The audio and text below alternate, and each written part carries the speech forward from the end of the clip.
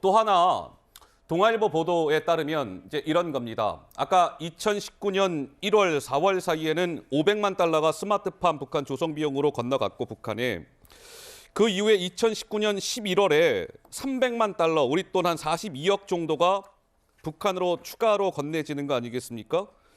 그런데 김성태 전 회장은 이 300만 달러는 이재명 당시 경기지사의 북한 방문을 위한 비용이었다.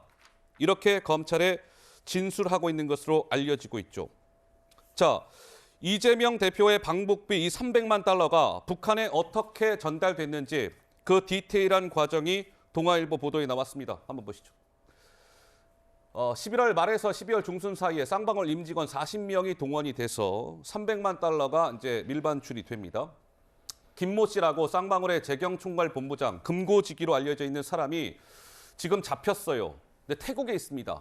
국내에 송환되는 걸 거부하고 있는 인물 김모 씨가 그 당시에 쌍방울 직원한테 1인당에서 한 3만에서 9만 달러 정도씩을 줬다는 겁니다.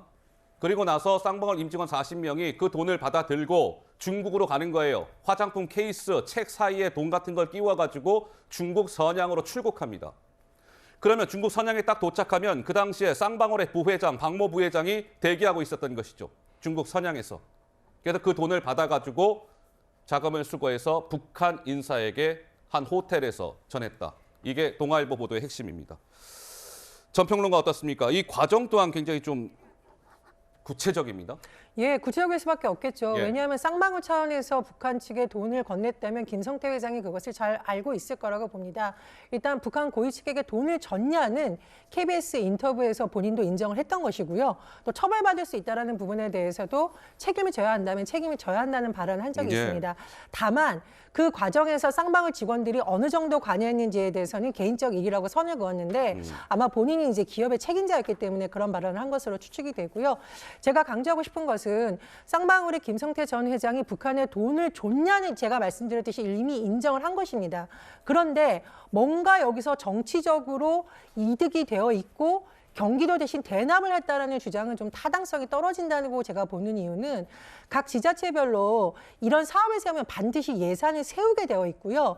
예산을 사업에 맞췄는지 제대로 쓰고 있는지 오히려 못하면 예산과에서 집중적으로 왜 사업을 제대로 못하냐인데 예. 지금 당이나 경기도의 설명을 보면 예산이 충분했다라는 거거든요. 그러니까 오히려 이 부분이 좀 말이 안 되는 것이고 김성태 씨의 진술이 과연 믿을만 하냐. 북한에 이렇게 돈 준 이유가 뭐냐 하니 북한에서 뭐 만약에 누가 북한에 오면 헬리콥터도 띄우고 퍼레이드 한다라고 하는데 북한 체제에서 자치단체장이 온다고 과연 이런 일이 가능하겠습니까? 예. 그래서 뭐 고위급 인사가 설사 이런 말을 김성태 씨에게 구체적으로 했다 하더라도 그 말이 약간 과장됐거나 예. 김성태 씨가 약간 뭐 속았거나 아니면 본인이 과장해서 이것을 말했을 가능성도 있다고 봅니다.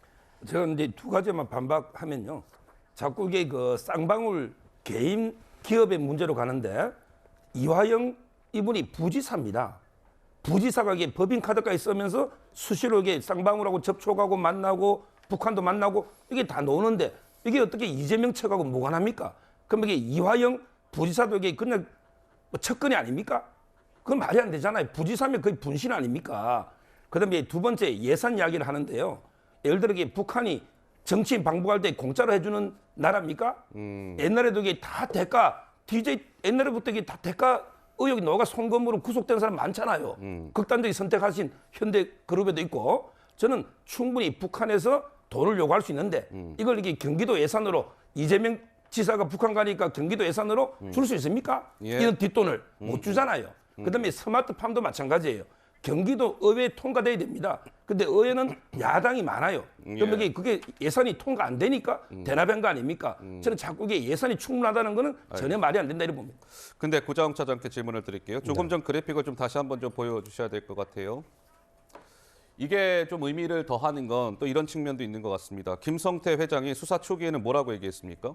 개인적으로 돈을 북한으로 보냈다. 쌍방울과는 관계가 없다. 이렇게 주장을 했죠. 네.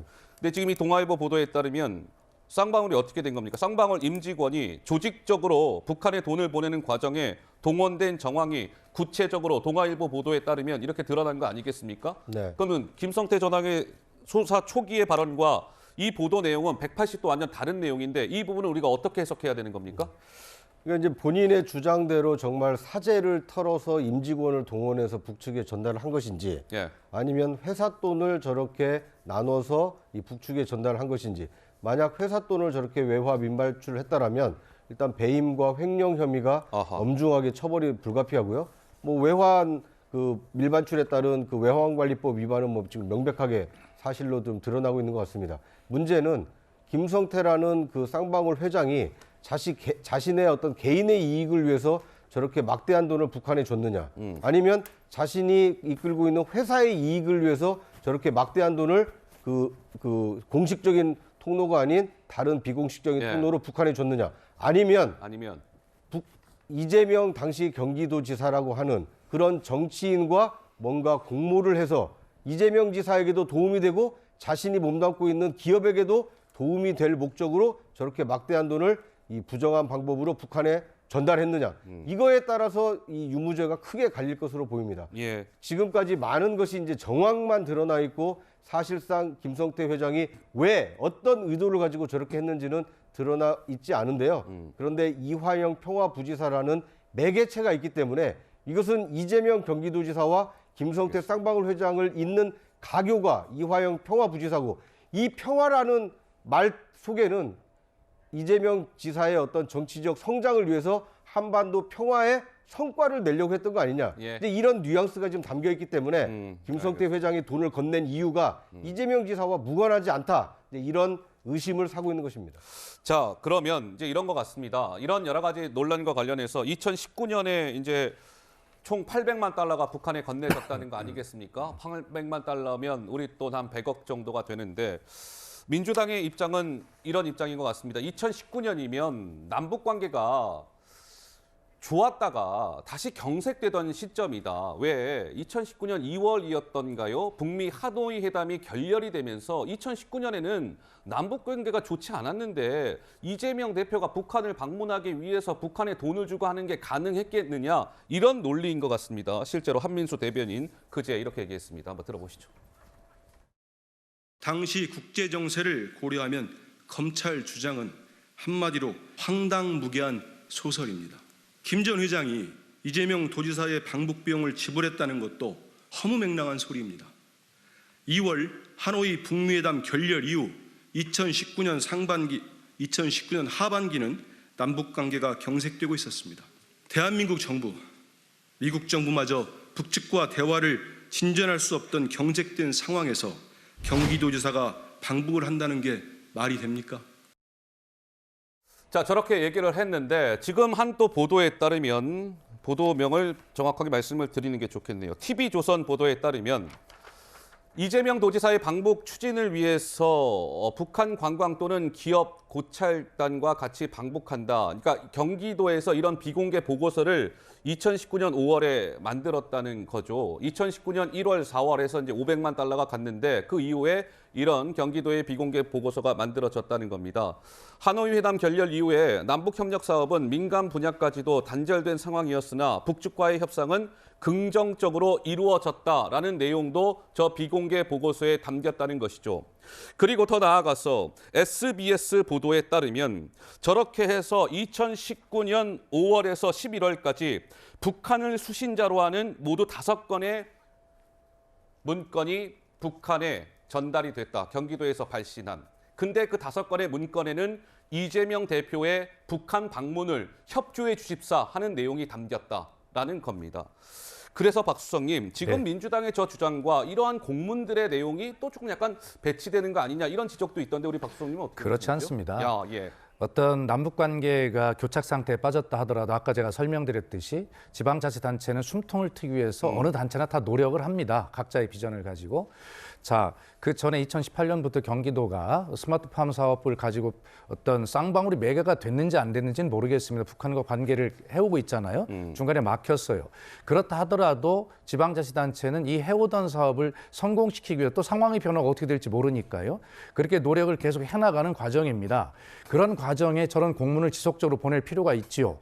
그리고 아무리 지금 한민수 대변인 설명대로 이재명 경기도지사의 방북이 성사되기가 어려운 상황이라 하더라도 애초에 포함되어 있던 저런 계획들은 지속적으로 일관되게 추진되는 것 아니겠습니까? 노력을 하는 과정이죠.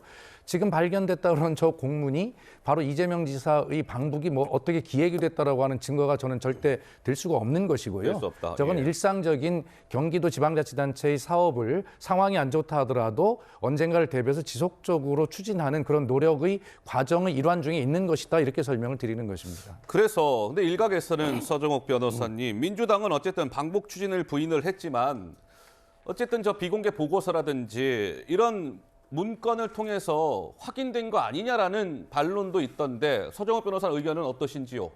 저는 이제 그때 경색요. 이게 또 이게 그 가짜 뉴스라 봅니다.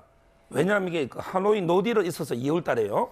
근데 그 판문점 3자 회동이 2019년 6월 30일입니다. 네. 그만큼 이게 하노이 노딜 이후에도 판문점에서 이제 그 3자 회동이 있었고요. 그다음에 우리 그 북한 탈북 북한 주민에게 강제 북송시켰죠. 예. 이게 그 11월 7일입니다. 2019년. 그럼 이게 북한하고 사이가 좋으니까 미리 알고 이게 강제로 북송시켜 준 거 아닙니까? 이런 식으로 이게 저는 남북 관계가 워낙 어려우니까 뭐 말도 안 된다. 이거야말로 이게 저는 가짜 뉴스고요.